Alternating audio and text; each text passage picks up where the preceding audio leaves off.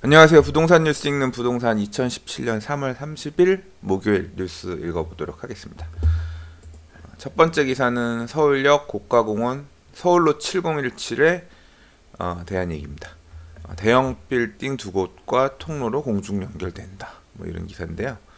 이 그림 보시면 이렇게 고가공원이 만들어지고 그 옆에 건물로 이렇게 들어가게끔 뭐 연결된다 그런 얘기인데요. 이 서울로 7017이 혹시 어딘지 아세요? 지금 지도를 제가 열어놨는데 쭉 보시면 여기 서울역이죠. 이 지역이 되게 재밌어요.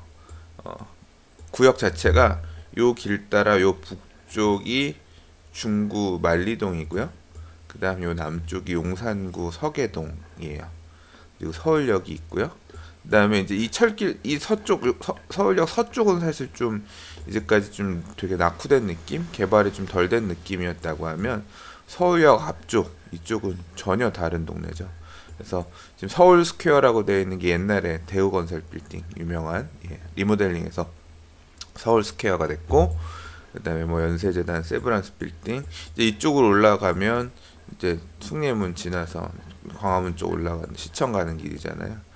근데 이쪽도 보면 이쪽이 이제 길이 크고 여기가 이 길, 그러니까 이렇게 서울역 앞 지나서 올라가는 이쪽 길이 조금 이 고가가 있다 보니까 이게 이제 고가가 어떤 고가냐면 남대문 시장에서 이렇게 넘어와서 서울역을 지나서 이쪽 이 중구 만리제길로 가는 그런 고가였어요. 그러니까 이 한강 항상 이 도로 이게 한강로거든요. 이 한강로가 맨날 막히니까 이제 이 서부역 쪽에 있는 이 뒷길 이용하려는 사람들 또는 이제 마포 쪽 넘어가는 사람들이 이 고가를 많이 이용했었거든요. 근데 이 고가가 굉장히 오래됐어요. 그래서 굉장히 이 고가 자체가 남대문에서 딱 여기 보면 이 SK 남산 빌딩 옆으로 해서 타는 고가가 있고 이 고가를 이용해서 차량들이 정말 많이 이용했었는데 이 고가가 노후해서 더 이상 사용할 수 없다. 그래서 고가를 폐쇄하지 않고 또는 증축하지 않고 이 고가를 전혀 다른 방식으로 지금 보면 고가 공원을 만들겠다라고 하는 게 이제 서울시 현재 시장 박원순 시장의 어떤 그 안이었거든요. 그래서 반대가 되게 심했음에도 불구하고 어쨌거나 또 추진을 이렇게 해서 지금 2017년 4월 예정이라고 하니까 이제 준공이 얼마 안 남았나 봐요. 예전엔 저도 많이 이용했었는데 한번 좀 완성이 되면 가보고 싶은 마음은 꽤 있습니다. 그래서 이제 요 고가 공원을 동선을 어떻게 만들지는 좀 가봐야겠지만 이제 가보면 알겠죠. 이렇게 걸어서 이 동네에 있는 사람들이 걸어서 이렇게 건너서 서울역 앞쪽으로 갈 수 있게끔. 근데 이제 제가 아는 장사하시는 분들도 이쪽에 지금 요 고가공원 맞물려 가지고 상가 들어가시는 팀이 있거든요. 그러니까 이렇게 지금 좀 전에 서울역을 지나서 이렇게 걸어와서 바로 들어갈 수 있게끔 건물 두 개, 대형 빌딩 두 곳에 연결된다. 뭐 이제 그런 홍보 기사죠. 여기 뭐 이 위치가 어디냐면 이렇게 쭉 건너와서 호텔 만우 여기로 들어가고요. 그 다음에 요 건물이 그 대우재단 빌딩인데요. 여기도 이렇게 고가로 연결된대요.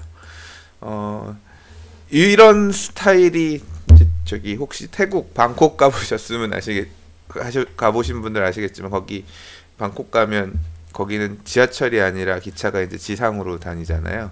그래서 보통 이제 메인 길에 보면 좌우로 호텔들이나 이런데 이렇게 2층들 연결돼 있고 그런데 일단 뭐 이렇게 한 두 개 정도 연결을 하나 봐요. 재미있을 것 같아요. 서울 안에 이런 거 생기면 저도 이제 개장하면 가서 한번 애들 데리고 가서 구경을 한번 해볼 참입니다. 뭐 이 지역은 지금도 많이 가는 저는 가까운 지역이라서 동네인데 또 지역 명소라고 해야 될까요? 관심 뭐 그런 식으로 관광객들 좀 끌어오는 그런 어떤 한 부분이 되겠죠. 다음 기사는 공덕일 아연이 염리사 먹대 웃돈 얹고 달리는 마포 재개발 삼두마차라는 한국경제신문 기사입니다. 지금 좀 전에 봤던 여기에서 멀지 않은 지역인데요. 바로 이렇게 넘어오면 요 언덕 넘어가 여기 마포구입니다. 그러니까 이렇게 지금 넘어오면 여기 이 지도에서 이 기사에서 언급되는 지역이 어디냐면 공덕 1구역이 어디냐면 여기 애호개역 밑에 있는 요 부분입니다. 공덕자이 아파트 바로 밑에 레미안 공덕 2차 아파트 옆에 여기가 바로 공덕 1 재건축구역이. 지금 제 지도사 이렇게요, 이렇게가 지금 공덕 1 재건축구역인데요. 여기가 얼마 전에 사업 시행 인가를 받았습니다. 그래서 이제 도시 및 주거환경 정비법에 따른 재건축 사업, 재개발 사업 절차에 의하면 사업 시행 인가를 받고 나서 시공사 선정을 하게끔 되어 있습니다. 시공사 선정하고 끝나면 이제 바로 관리처분 계획 수립해서 접수하거든요. 재건축 사업이기 때문에 여기도 초과이익 환수제가 적용되는 사업장인데 올해 안에 관리처분 계획 접수하면 되니까 시공사 선정하고 바로 준비해서 분양 신청하고 관리처분 계획 만들어서 접수하면 재건축 초과이익 환수제는 피할 것 같습니다. 여기 같은 경우는 공덕 1 재건축구역이고요. 여기는 뭐 그래서 보면 다세대 주택이 3.3제곱미터, 그러니까 평당 5,500만 원까지, 세대수는 1,100세대 정도 짓는다고 하고요. 예. 여기는 평지예요. 지형 자체가 이쪽 이렇게가 조금 올라가는데 지형은 평탄하고 보시는 것처럼 애호개역 인근이라서 굉장히 서울 서부지방검찰청 법원 있는 그 바로 뒤편입니다. 그 지역이고요. 다음 아현 2구역이라 그랬는데 이 지금 아현 2구역 사진이거든요. 굉장히 여기는 진짜 건물들이 빽빽하게 들어가기 힘든 근데 그러나 반듯반듯한 그런 지역이었어요. 위치상으로 보면 어디냐면 여기가 아현 2 재건축구역입니다. 아현 뉴타운, 이렇게가 아현 뉴타운이거든요. 아현 뉴타운의 제일 북쪽에 위치한 단지였고요. 여기가 아현 3구역 마포 레미안 푸르지오가 됐고, 여기가 아현 2 재건축이었고, 여기가 염리 4구역이었어요. 근데 염리 4구역은 구역이 해제가 됐고요. 아현 2 재건축구역은 SK건설이랑 현대산업개발이 공동 컨소시엄으로 시공사예요. 그래서 보면 세대수가 1419가구, 현재 이주 진행 중이고요. 그래서 이주하는 과정이라서 이렇게 동네가 지금 막 지저분합니다. 예, 그렇게 지금 이주하고 있는 데고요. 그 옆에 바로 밑에 보면 염리 4구역 밑에 이어서 여기가 아현 뉴타운 염리 3주택 재개발 구역입니다. 여기도 지금 여기는 사업계획을 약간 변경해서 1671가구 변경 지금 총회하고, 빠르면 뭐 기사에서 보면 올 6월 정도 분양한다 그러는데 조금 더 늦어질 수 있을 것 같아요. 그래서 지금 여기가 지금 염리 3구역, 그리고 이제 바로 넘어가면 여기가 지금 짓고 있는 이렇게 생긴 단지역이 이대역 바로 밑에 여기가 신촌 그랑자이고요. 여기는 대흥 2구역이었어요. 여기는 옛날에 대흥 5구역으로 간다고 하다가 현재는 구역이 없습니다. 여기가 이렇게, 이게 지금 이쪽이 지대가 높아요. 그래서 이렇게 아파트 단지가 들어섰는데 이제 작년에 분양했고요. 지금 요 지역들, 지금 요 아현 뉴타운 지역에 있는 재개발구역, 인근의 재건축구역, 인근의 재개발구역을 포함해서 기사가 나온 거예요. 그래서 공덕 1구역은 비싼, 뭐 지금 지가가 이만큼 많이 올랐다. 2년 전에는 한 3,500만 원 하던 게 평당 5,500만 원까지 지금 올라 있고, 뭐 물건이 없다. 되게 큰 평수도 인기가 뭐 거래들 되면서 움직이고 있다, 그런 얘기고요. 시공권 확보 경쟁, 건설회사들이 지금 GS, 포스코, 대우 등의 대형 건설사들이 지금 뭐 열심히 시공사 선정 수주하려고 지금 움직이고 있다라는 얘기고요. 다음 아현 2구역, 염리 3구역은 프리미엄이 1억 5천만 원이다. 그러니까 여기 지금 아현 2구역, 염리 3구역 같은 경우에 여기서 말하는 웃돈이라는 건 조합원 분양가에 붙어 있는 프리미엄이에요.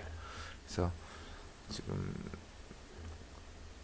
보면 뭐 관리처분 인가 받을 때에는 작년 6월에 받았는데 6천만 원, 6,500만 원 하던 게 지금 한 1억 천에서 1억 5천 정도 하니까 작년 6월에 비해서 지금 뭐 한 5천만 원에서 한 8, 9천만 원 정도 시세가 올랐다, 그런 얘기고, 염리 3구역 같은 경우도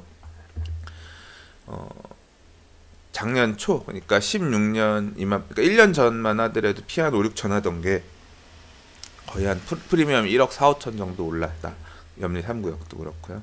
대흥 2구역 같은 경우는 이제 작년에 분양을 했으니까 관리처분 자체는 2014년에 했죠. 근데 이제 그 당시만 하더라도 경기가 되게 안 좋던 시절이라 프리미엄이 조합원 분양가 프리미엄이 한 2, 3천만 원이었는데 지금은 뭐 한 2억 7, 8천만 원 정도까지 호가를 한다. 그 얘기야, 여기가. 네, 일반 분양이 8억대 초반에 분양을 해서 뭐 프리미엄 형성되고 그랬기 때문에 이제 조합원 물건에 대한 가격도 그만큼 올라간 거죠. 그래서 마포구에 있는 이제 곧 분양할 단지들 이제를 몇 군데 지금 기사에서 언급을 해서 한번 읽어봤습니다. 다음 기사는 부가의 뉴타운, 미아 뉴타운, 도니문 뉴타운에도 행복주택이란 얘기인데요. 뭐 맞물려서 설명해 보겠습니다. 부가현 뉴타운, 요 지금 아현역 위에 보면 여기가 부가현 1-3주택 재개발이라고 써져 있는데 요렇게거든요. 1단지, 2단지, 3단지, 4단지. 여기가 부가현 뉴타운 1-3구역, 1-2구역. 이 위에가 1-1구역. 그래서 이렇게가 부가현 뉴타운 1구역이고 여기가 2구역이고 이쪽이 3구역. 되게 커요, 3구역은. 근데 1-3구역이 지금 입주를 했고 하고 있습니다. 여기 4단지가 지금 이제 3월 말부터 입주하고요. 1, 2, 3단지는 입주가 끝났거든요. 근데 여기가 이제 이편한 세상 신촌이란 이름으로 분양을 했는데요. 재개발 아파트 같은 경우는 의무적으로 17%, 20% 정도 임대 아파트를 짓도록 하고 있어요. 그 임대 아파트는 서울시에서 사갑니다. 그래서 왜 사가냐면 이 재개발 구역 안에 거주하고 있던 세입자들을 대상으로 주거 안정책이에요. 그래서 그 세입자들 중에서 자격 요건이 되는 사람들이 재개발 끝나고 다시 와서 살 수 있게끔 임대동을 짓습니다. 재개발 구역 안에는 보면. 근데 지금 보면 여기 내용은 그거예요. 기사 내용에는 지금 보면 재개발 구역으로 짓는 아파트들 중에 일부 물량, 지금 부가현 뉴타운 1-3구역 같은 경우는 그렇게 주고 남은 물량, 일부 물량을 행복주택으로 돌려서 신혼부부들한테 월 한 23만원에 34만원, 32제곱미터니까 전용면적 32제곱미터면 10평이면 한 14평형? 제가 볼 때 방 하나에 거실 하나 정도 있는 면적 정도 될 것 같은데 굉장히 저렴한 임대료로 이렇게 행복주택 모집해서 준다는 얘기예요. 보시면 굉장히 위치가 좋아요. 도심권 안에 있는 일반 아파트로 따지면 만약에 이게 이런 조합 임대 목적의 물건이 아니라 일반 분양하는 아파트 14평짜리면 임대료 한 120 정도는 못해도 받을 거예요. 굉장히 저렴하게 들어가는 거죠. 지금 부가현 뉴타운 1-3구역에도 지금 모집한다는 얘기고, 그 다음에 이렇게 올라오면 서대문역 위에 여기가 이제 경희공자이거든요. 어저께 기사 소개해드린 내용에 보면 뭐 가장 많이 시세 오른 단지가 여기다라고 해서 기사에서 꼽았던 단지인데 여기도 이제 임대 아파트가 들어가거든요. 예, 마찬가지로 그래서 여기는 도니문 1 재개발 구역인데요. 여기도 61세대 39제곱미터니까 조금 더 크네요. 얘는 한 17평형, 전용이 39제곱미터면 13평 정도 되는, 12평 반 뭐 그 정도, 12평 정도 되는 거니까 뭐 한 좀 더 크겠네요. 이렇게 해서 이 안에 지어지는 아파트에도 재개발 구역 안에 제 기억으로는 아마 임대 소형 평수가 이쪽에 있었던 것 같은데 예. 정확하게 모르겠습니다. 뭐 도심권에 굉장히 가깝고 뭐 아파트 가격 34평 아파트 가격만 하더라도 10억이 넘어가는 단지니까 그런 단지 안에 굉장히 저렴한 임대료를 할 수 있다는 거죠. 이런 식으로 공급되는 재개발 구역 안에 있는 물량 중에 일부가 행복주택이라는 이름. 옛날에는 이제 국민임대를 마찬가지로 했는데 이름이 좀 바뀐 거죠. 그래서 지금 임대 나간다. 뭐 보도 자료를 쭉 뿌렸나 봐요. 그래서 예. 한번 읽어봤습니다. 다음 기사는 분양가보다 싼 금매 신도시상가 찬바람이라는 기사입니다. 여기는 세종시를 딱 찍어서 기사에서 매경에서 언급했는데요. 세종시 수도권 동탄이 위례에도 투자 썰물, 금리 인상, 대출 압박 못 이겨서 그냥 뭐 아주 자극적인 내용입니다. 계약금을 포기하고 나온 금매물이 많습니다. 인기 있는 1층 10평 계약 자리가 분양가보다 7,100만 원이 낮아요. 마이너스 P인 셈이죠. 그러니까 보통 우리가 아파트 분양하듯이 상가 분양할 때도 계약금 10%, 뭐 중도금 한 30-40%, 잔금 50%, 뭐 이런 식으로 해서 분양을 해요. 그러니까 상가 투자도 아파트 분양 투자처럼 하는 거죠. 상가 프리미엄 웃돈 붙을 수 있다 이렇게 해서 상가 분양 항상 이 상가 분양하는 쪽들이 제일 드세요 보면. 그리고 사실 상가는 이런 식으로 상가 자리 이제 경기가 안 좋을수록 이제 부동산 시장 자체가 비관적으로 흘러갈수록 안정적으로 임대 나올 수 있는 물건에 대한 선호도가 되게 높아지거든요. 그리고 이제 노후 자금 준비한다고 생각해서 월세 받는 이런 상가 찾으시는 분들이 많은데 제일 혹하는 게 이런 신규 상가들이에요. 수익률 몇 프로 보장 뭐 이런 식으로 해서 광고도 많이 자극적으로 하고 있고, 그래서 월세 받으려는 분들이 상가를 많이 보시는데 이런 식으로 상가가 사실 제일 어려운 게 상권도 어렵고요. 상권이 이렇게 만들어진 상권이면 상관이 없는데 신규 상권 같은 경우는 굉장히 자신하기 힘들어요. 그리고 이 상가 분양하는 사람들이 이게 되게 수수료가 높아요. 그러니까 손님들을 막 태우는 경우가 많거든요. 태운다는 표현이 이제 억지로 뭐 이렇게 되게 좋게 포장을 해서 되게 장밋빛 미래를 보여주면서 상가를 분양 계약을 하는 경우들이 많아요. 근데 막상 상가의 이 매매가는 뭐에 의존하냐면 상가는 결국 임대가 맞춰져야 돼요. 그리고 그 맞춰진 임대료가 안정적으로 임대가 돌아가야 상가는 가치가 있는 거거든요. 그러니까 제가 이제 상가 투자 관련해서는 이제 손님들하고 얘기하는 경우가 상가는 투자 안 해도 된다고, 아는 만큼만 투자하면 된다고.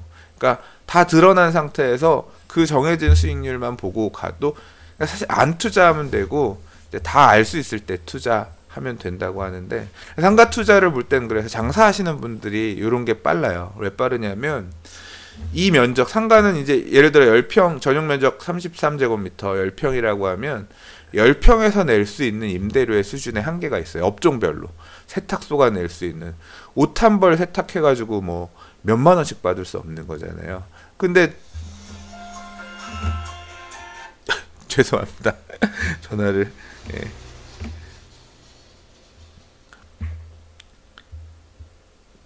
이 상가 부분이 그런 부분이 되게 어려워요. 그 판단을 하기가. 그래서 뭐 12평 안에 깔 수 있는, 만약에 음식점을 한다고 하면 테이블 수가 정해져 있어요. 그럼 테이블 밥 먹는 사람들 기본적으로 걸리는 시간 따지면 낼 수 있는 임대료가 딱 한계가 정해지거든요. 근데 요새는 상가 분양가가 저금리이다 보니까 옛날에는 6% 수익률 돼야 되는 게 뭐 5% 4%만 돼도 뭐 물론 이제 이런 상가들 같은 경우는 4% 5% 해서는 손님들이 안 사니까 좀 더 목표 수익률을 높게 잡아서 얘기하기는 하고, 또 초기에는 권리금이나 이런 게 없으니까 상가 세입자들이 그거 보고 들어오는 경우도 있는데, 이렇게 무리하게 상가들을 해놨던 게 막상 입주가 가까워지면서 상가 세가 맞춰지지 않고, 또 이제 앞으로 이제 상가도 다 현금 갖고 사는 분들이 없으니 대출을 좀 껴서 살라고 생각하니까 이제 금리도 올라간다고 하니까 겁이 나는 거죠. 그래서 그냥 계약금 들어가 있는 상태에서 계약금 포기하고 팔겠다라는 물건들이 덜어 나오는 거예요. 상가 투자는 좀 조심하시는 게 좋아요. 상가 분양하면 일반적으로 상가는 아파트처럼 뭐 이렇게 주택 공급에 관한 규칙에 따라서 분양하는 게 아니라서 되게 꼼수도 많아요. 분양하러 나는 예를 들어 코너짜리 제일 좋은 거 나오면 저거는 그래도 괜찮겠지 해서 분양받으러 가려고 딱 가잖아요. 그럼 없어. 이미 계약됐다 그래요. 보면 시행사 사장이 갖고 가서 이미 계약 빼놓고 팔고, 아 여기는 나갔어요. 사실은 안 나갔는데 자기가 찍어서 갖고, 뭐 그런 경우도 있고요. 상가 분양은 진짜 조심하셔야 돼요. 그냥 세 맞춰져 자기가, 그러니까 알 수 있는 상권, 야 여기는 그 정도 임대료 낼 수 있는 상권이다, 자신할 수 있는 상권, 그런 쪽에 있는 상가 찍어서 너무 목표 수익률 높게 잡지 마시고요. 들어가는 상가 사세요. 그래서 상가는 사실 좋은 물건은 물건이 없어요. 안정된 상권에 있는 좋은 물건들 같은 경우 매도인들이 잘 안 팔거든요. 그러나 손해가 많기 때문에 조심하시라는 말씀을 드리고 싶어서 길게 읽어봤어요. 19분이나 읽었다. 빨리 나머지 2개 읽겠습니다. 후암동 골목상권 제2경리단길 될까? 뭐 연예인 상가 등 입소문. 지금 후암동 얘기가 나와서 한번 읽어보겠습니다. 오늘도 20분 넘어가네요. 후암동 지역이 어디냐면 요 지역입니다. 지도상에서 서울역, 지금 오늘 공교롭게 서울역 주변 얘기가 많은데요. 삼각지역, 녹사평역, 숙대 입구역, 서울역, 요 용산구 쪽입니다. 이쪽은. 근데 원래 이제 용산 쪽에서 대표적인 상권이 어디냐면 잘 아시겠지만 이태원역 주변으로 있는 요 이태원 상권이죠. 원래는 이태원 상권이라고 하면 이 해밀턴 호텔 뒤에 있는 이쪽 길, 뭐 홍석천이 뭐 영업하는 가게들, 뭐 마이타이 뭐 이런 거 비롯해서 이쪽에 주로 많이 있어요. 있고 뭐 요 라인, 요 라인, 그리고 지난 몇 년 동안은 이 한남, 요번에 이제 구역 해제 되는데 요 밑쪽으로, 여기가 관광 특구거든요. 요쪽 라인으로 상권이 쭉 개발이 돼서 이 녹사평역 앞에 있는 요 한세양 요 골목으로 해서 중심별고 칼국수집, 저도 자주 간간히 갑니다. 자주는 안 가고, 예.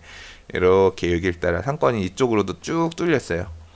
뭐 원래 있었던 데인데 더 많이 확장이 되면서 좋은 가게들이 많이 생겼죠.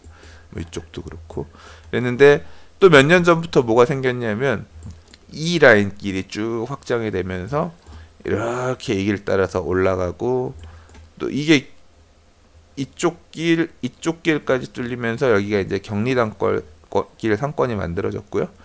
여기서 더 올라가서 뭐 장진우 식당 비롯 회나무길 이쪽 상권도 만들어졌어요. 여기가 이제 경리단길 상권이에요. 근데 이게 이제 연결이 되면서 어떻게 됐냐면 요 길이 또 떴어요. 이게 해방촌, 옛날 HBC 해방촌 상권이 쭉 만들어지면서 여기까지 뜨다가 이제 여기서부터는 되게 가파른 상승 오르막길이거든요.